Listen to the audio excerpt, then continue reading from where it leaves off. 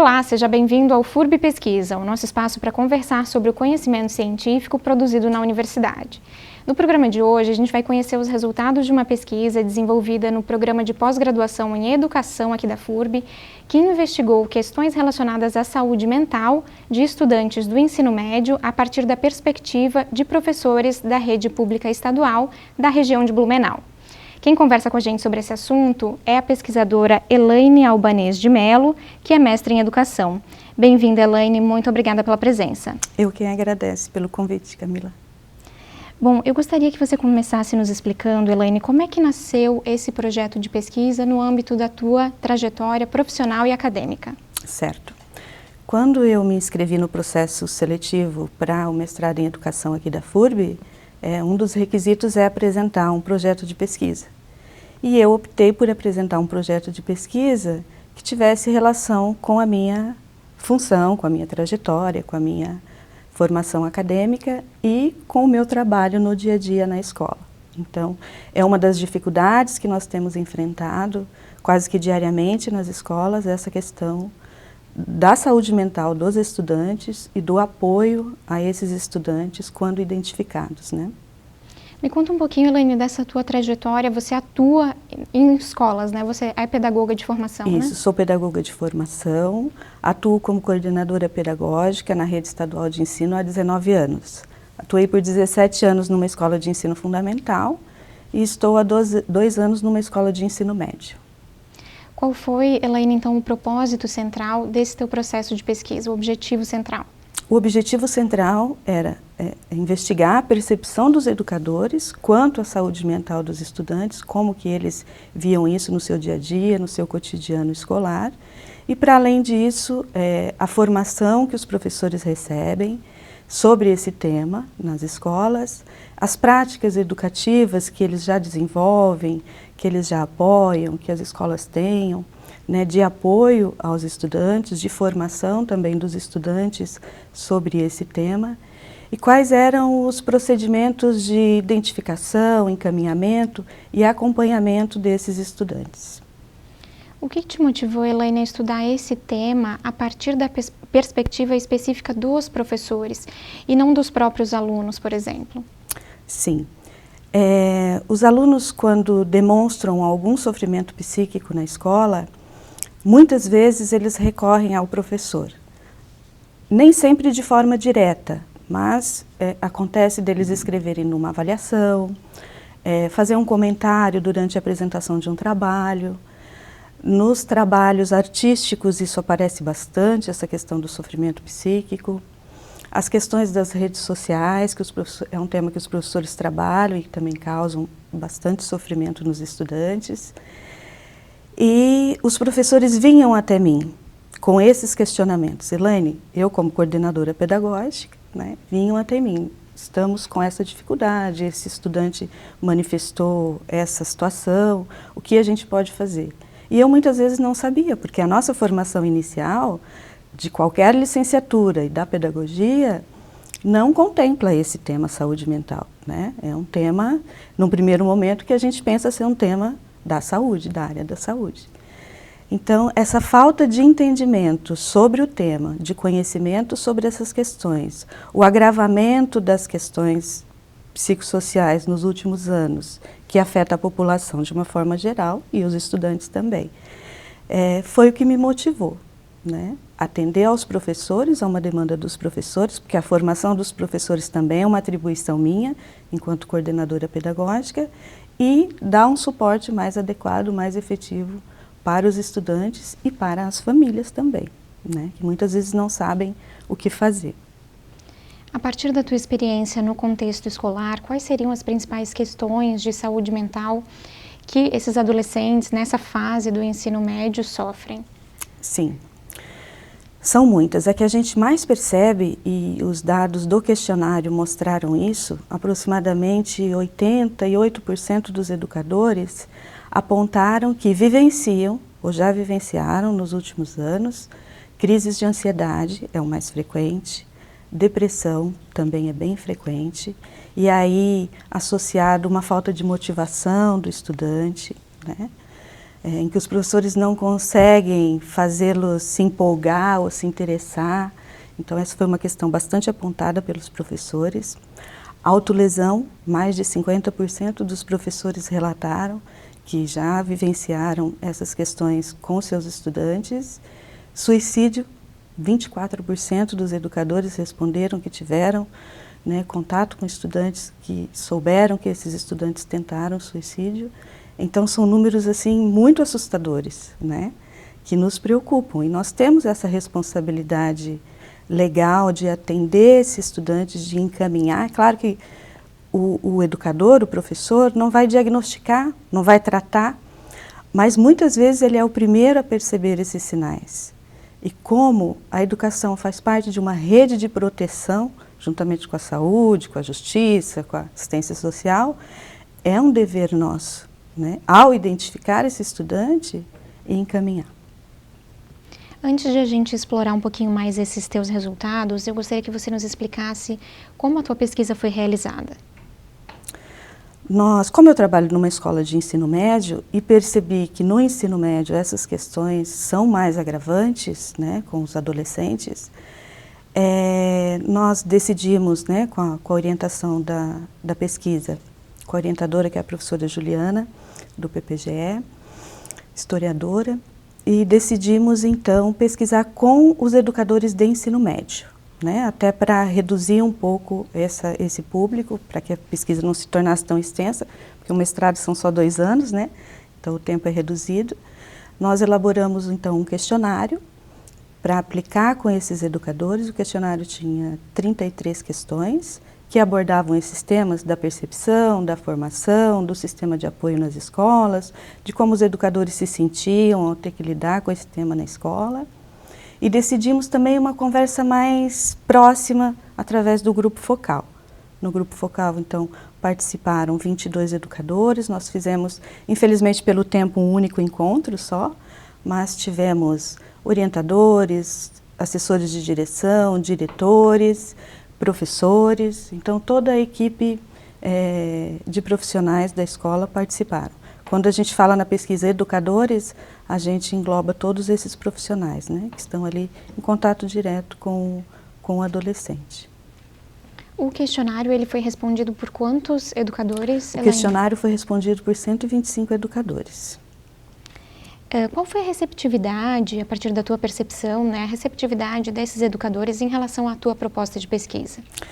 Foi bastante positiva, porque é um tema que dificilmente é tratado na escola, é um tema que não aparece nas formações que nós temos. Nós temos na rede estadual ao menos 2 formações por ano, né, no início do ano, no meio do ano, no recesso escolar, e durante o ano algumas paradas pedagógicas, mas não é um tema que está presente na formação. Então eles se sentiram bastante acolhidos, isso eu percebi na fala dos educadores. Eles precisam também desse acolhimento para acolher o estudante, né?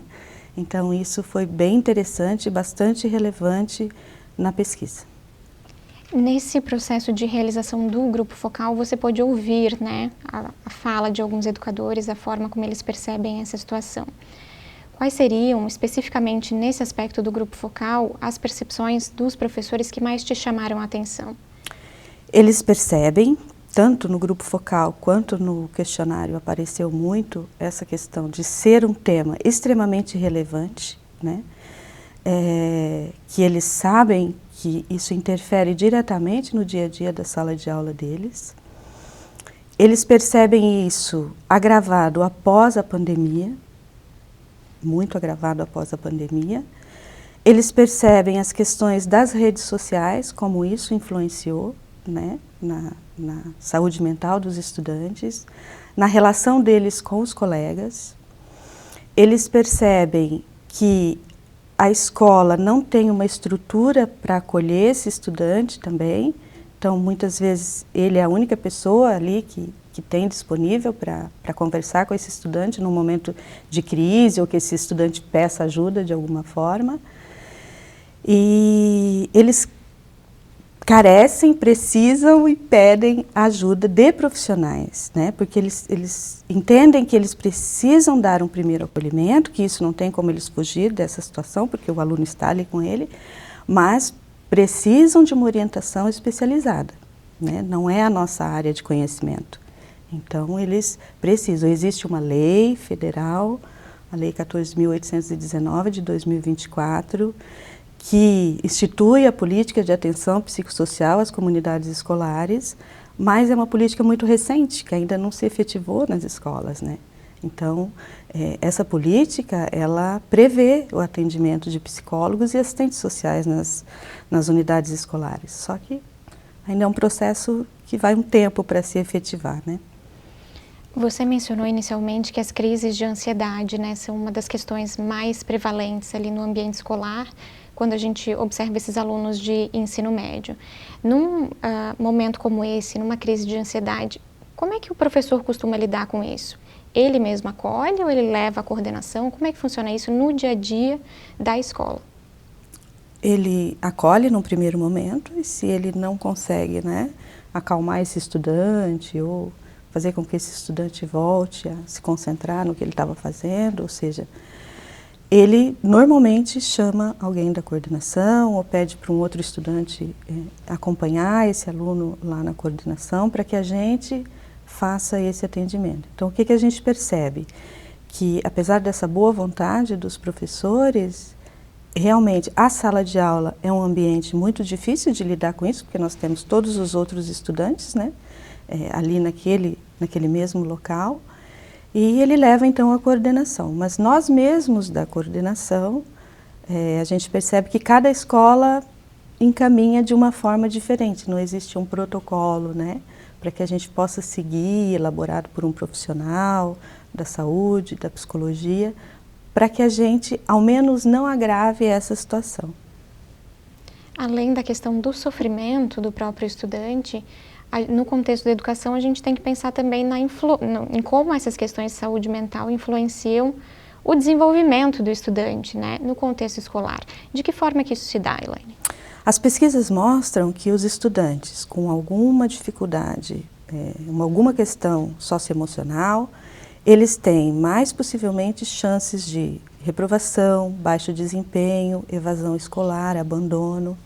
Infrequência é muito grande entre os estudantes diagnosticados e aqueles mesmo que não têm ainda um diagnóstico, mas passam por essa situação de sofrimento. E se nós pensarmos que não é possível separar as questões psicológicas da razão, né? Os estudos de neurociência já mostram isso, não existe essa dicotomia, né?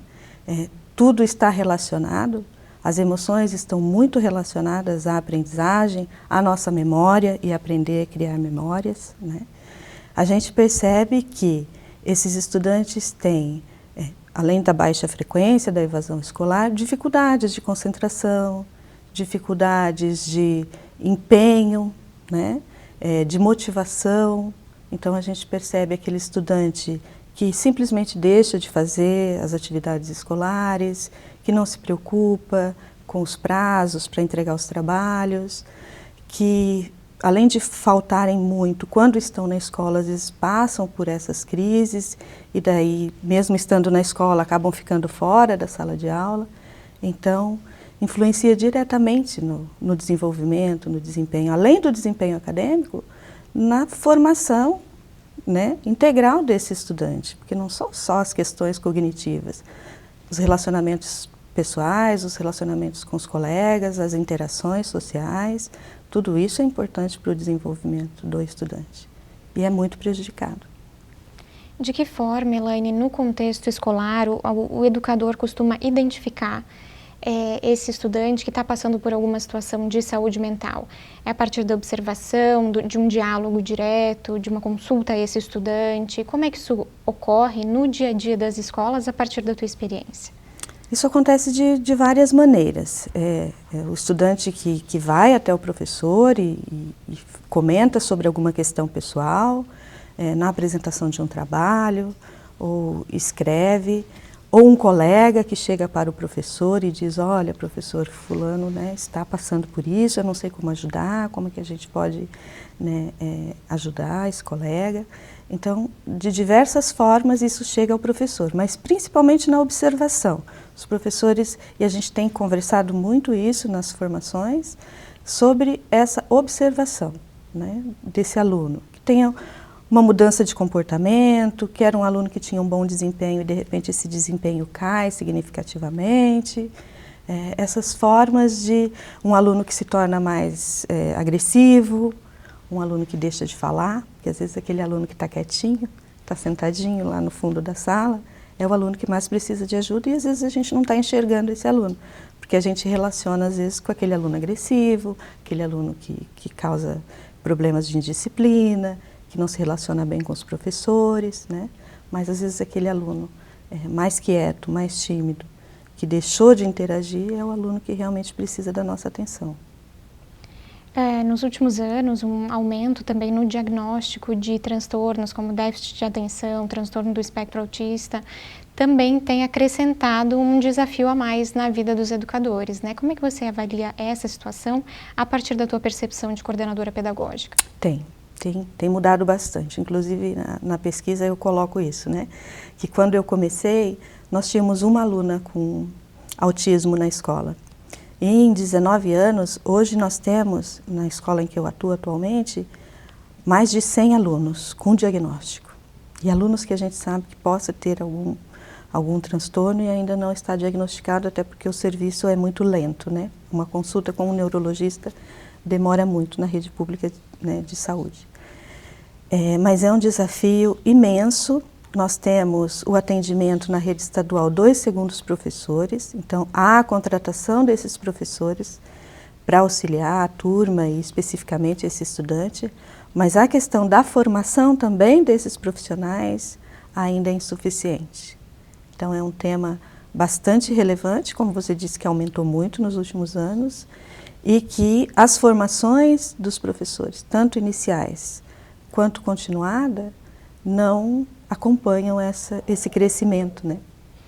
As questões de saúde mental, em linhas gerais, elas têm surgido no cotidiano das escolas, elas têm sido debatidas no cotidiano das escolas, entre os professores e os alunos, ou esse é um tema que ainda encontra alguma barreira para se inserir no diálogo, né, no ambiente escolar? Encontra, Camila. Infelizmente ainda encontra muita barreira, né? É um tema bastante sensível, assim, entre os meninos mais, né? As meninas falam mais sobre as suas questões emocionais, elas conversam mais, e os meninos menos. É um tema, é um assunto que não está presente, por exemplo, na proposta de aula dos professores, no planejamento dos professores. Esse tema não aparece de forma clara e específica. Na proposta curricular de Santa Catarina, aparece no âmbito das competências socioemocionais. Mas as competências socioemocionais são uma ferramenta de apoio à saúde mental. Ela não resolve, porque as questões de saúde mental são questões multifatoriais. Então, tem a questão biológica, tem as questões sociais, tem as questões interativas, né, de socioemocionais com os estudantes, mas não é só isso. As questões da vulnerabilidade social, da violência, agressão, abuso de drogas, abuso de álcool, abuso sexual, são questões que influenciam a saúde mental das nossas crianças e adolescentes. Então, as competências socioemocionais são uma ferramenta. Então, quando abrange com as competências socioemocionais o currículo. Mas não é algo estruturado no currículo das escolas, nem mesmo como um projeto de escola, né? E o que a gente percebe é que quando surge uma situação mais grave, ou muitos alunos em crise, essas questões são tratadas assim de uma forma emergencial. Então a gente tenta resolver aquele problema e depois, enquanto não surge uma outra situação, isso não é trabalhado de uma forma sistemática na escola. E é isso que eu procuro conseguir com essa pesquisa, junto à coordenadoria, que a gente tenha um plano de ação nesse sentido, para que esse tema, até porque esse tema está previsto na Base Nacional Comum Curricular, né? Que define na competência número 8 que a gente cuide de si mesmo, cuide do outro, esteja atento às nossas questões de saúde física e emocional. Então está previsto no currículo escolar. Então é um tema que a gente precisa incluir no currículo. As escolas, é claro, cada uma das escolas não tem um profissional, um psicólogo ali à disposição, mas os professores conseguem consultar algum profissional psicólogo da Secretaria de Estado de Educação, por exemplo? Existe esse apoio em relação aos professores, aos coordenadores, em caso de necessidade? Existe. A coordenadoria tem uma equipe no Núcleo de Educação e Prevenção às Violências na Escola, que é o NEPRE. Todas as escolas têm um coordenador do NEPRE. Mas o NEPRE, na própria política do Estado de Santa Catarina, o foco do NEPRE são as violências, né? Então, a saúde mental e essas questões do adoecimento psíquico não é um tema central do núcleo de políticas de violência nas escolas. Mas os psicólogos estão. A nossa coordenadoria, que abrange os municípios de Gaspar, Ilhota, Luiz Alves e Pomerode, nós temos hoje 2 psicólogos e uma assistente social na coordenadoria de educação. Mas nós temos mais de 40 escolas, né? Nós temos mais de 2.000 profissionais. Então, eles não conseguem atender a demanda que exige essa situação. Bom, esse ano a gente teve uma mudança muito importante no contexto, né, no dia a dia das escolas, que foi a proibição do uso dos celulares, né? A questão do uso excessivo dessas tecnologias digitais, ela foi apontada também pelos professores pesquisados e caso tenha sido apontada, por que ela é tão importante no contexto escolar que a gente tenha esse olhar para o uso excessivo das tecnologias? Foi apontada, sim, principalmente no grupo focal. Os professores citaram o uso das tecnologias, das telas, das redes sociais, principalmente, como um agravante à saúde mental dos estudantes. Nós sabemos que para a formação de uma criança, de um adolescente, nós precisamos dessas relações pessoais, presenciais, né? E isso foi muito trocado pelas relações virtuais. Então as questões de bullying, de cyberbullying, aumentaram bastante com o uso das telas. Porque ali diante daquele anonimato, muitas vezes alguns adolescentes se viam mais confiantes de que iriam fazer essa prática e não teriam nenhuma responsabilidade. A questão da comparação, principalmente entre as meninas nas redes sociais, a questão do corpo, da aparência, e as redes sociais traz essa falsa impressão de que alguns têm uma vida maravilhosa, né? E a gente sabe que não é assim, mas em um adolescente isso é bastante significativo. Porque ele olha para as redes sociais e ele não se vê naquela situação. Então isso causa angústia, causa sofrimento. E os professores percebem que eles, na sala de aula, o celular, mesmo estando na mochila, mesmo estando, eles perdem muita atenção por conta do celular, né? Isso até em adultos, a gente precisa se distanciar. Então, essa necessidade da lei era uma questão bastante relevante para nós educadores. Nós tivemos uma recepção bastante positiva dos estudantes. A gente achou que ia ser uma conversa mais difícil, né? Mas eles entenderam. A gente teve uma conversa bastante esclarecedora, né, sobre os malefícios daquele aparelho, das redes sociais ali naquele momento de estudo, porque realmente a gente não consegue prestar atenção em 2 coisas. Então, ou ele presta atenção no celular ou ele presta atenção na aula. Então, foi bastante positiva a aplicação dessa lei na questão da atenção. E na hora do recreio, da interação entre os estudantes, né? Então, hoje eles jogam, eles conversam, eles estão sentados em círculo, né, debatendo algum assunto. E a gente procurou, nos horários do recreio, do intervalo, circular pela escola e dizer, que bom que vocês estão conversando, que bom que vocês estão se relacionando, olhando olho no olho, né? Então isso tem sido bastante positivo assim na escola. E o curioso é que a gente está ainda em março, né? No mês de março, então faz pouco tempo, né, que essa mudança aconteceu e vocês já verificam então um resultado positivo? Muito positivo, muito positivo. Muitos especialistas têm também alertado, e você também menciona, a partir da fala dos professores, que a pandemia de Covid ela foi um marco negativo na vida de muitos estudantes, né? Houve ali uma ruptura, uma migração das aulas para o ambiente remoto. A partir da tua experiência profissional, a partir do que os professores também te relatam, de que forma isso pode ter afetado a saúde mental dos estudantes? A questão do isolamento foi difícil para todos, né? Mas em especial para os estudantes que têm na escola uma parcela do tempo significativa das suas vidas, né?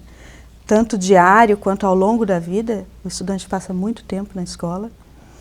Essa ruptura foi muito prejudicial, porque essas relações, elas se perderam e era algo novo. Além disso, o medo, né, de algum adulto adoecer, do pai, da mãe, dos avós, alunos que perderam entes queridos, todos nós, né, tivemos alguma perda de alguma forma com a pandemia. E esse distanciamento da escola, dos professores, a questão da vulnerabilidade social, nós estamos falando de escola pública, então os pais perderam o emprego, os alunos muitas vezes a única alimentação nutritiva que eles têm é na escola, a gente sabe que essa questão da alimentação escolar é muito importante, então essa vulnerabilidade social que eles vivenciaram, isso tudo interfere no processo de formação dessa criança, desse adolescente, e eles sentiram muito mais do que nós adultos essa questão do isolamento. E às vezes eles têm no professor também uma figura de confiança, né? Além dos abusos que houveram, porque os pais estavam mais tempo com as crianças na escola, em casa, quer dizer, né? Então as questões do abuso físico, psicológico, sexual. Então isso foi bastante relevante. Os professores citaram isso no grupo focal. Para a gente partir para uma parte mais propositiva, então, né? Você menciona muito essa deficiência na formação dos professores, tendo em vista que a saúde mental é vista como uma atribuição dos profissionais de saúde, não dos profissionais de educação, né? Na sua avaliação, a partir dos dados da pesquisa, como é que essa temática poderia ser inserida na formação dos professores? Primeiro, Camila, a gente precisa entender o quanto a saúde mental é relevante para os nossos adolescentes e crianças. Então, dados da OMS mostram que 1 em cada 6 adolescentes convivem com algum transtorno psíquico. Então, se a gente for pensar numa sala de aula com 30 alunos, nós temos pelo menos 6 alunos, né, passando por essa dificuldade. Então, é algo bastante relevante nas nossas escolas. Com esse conhecimento da relevância desse tema e de quantos adolescentes e alunos são acometidos por transtornos psíquicos, nós precisamos entender, e a formação ajudaria isso, a identificar os fatores de risco e os fatores de proteção à saúde mental dos estudantes. Os fatores de risco, a violência, principalmente na escola, o bullying, né? No ensino médio, as pressões acadêmicas, então uma quantidade exagerada de componentes curriculares, como a gente tem na rede estadual, no novo ensino médio. No ano passado, os estudantes do ensino médio tinham 23 componentes curriculares. Então, se nós formos fazer uma conta simples de avaliações, né, de cada componente curricular, que também existe uma legislação que diz que uma quantidade mínima de avaliações, esse aluno teria no mínimo 2 avaliações por dia. Então isso causa também muito estresse no estudante, principalmente do ensino médio. As pressões com o futuro, né, com uma carreira acadêmica. Muitos alunos da escola pública são alunos trabalhadores ou estagiários. Os alunos do período noturno são alunos trabalhadores. Então, essa é uma questão que os professores precisam entender. E os fatores de proteção à saúde mental dos estudantes, que nós devemos conhecer, essa questão das relações interpessoais, de que a escola se torne um ambiente promotor de saúde, né? Que promova conhecimento para os estudantes, porque munidos desse conhecimento sobre a sua condição, ele pode tomar decisões sobre o que é melhor para a sua vida, a atividade física, né, a diminuição dos tempos de tela, as questões familiares. Quer dizer, se eu consigo fazer com que o meu estudante entenda por que ele está nessas condições, quais são os agravantes e quais são os atenuantes, eu vou contribuir para a promoção do bem-estar desse estudante. E isso só se dá com conhecimento, com formação. Bom, no programa de hoje nós conversamos com a pesquisadora Elaine Albanês de Mello, que é mestre em educação. Muito obrigada, Elaine, pela presença. Obrigada pela oportunidade. A gente agradece também a você pela sua companhia e te convida a acompanhar as próximas edições do FURB Pesquisa, toda sexta-feira, no canal da FURB no YouTube. O programa de hoje termina aqui. Até a próxima!